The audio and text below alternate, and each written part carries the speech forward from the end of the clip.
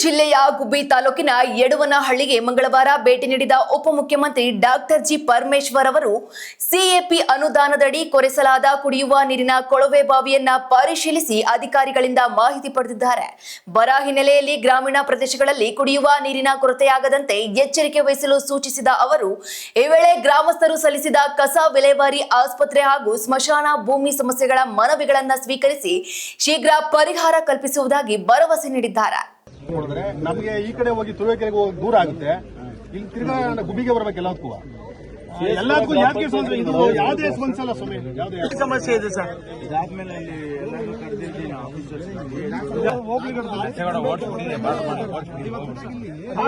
ಅದೇನು ಸಾಕಿದ್ರೆ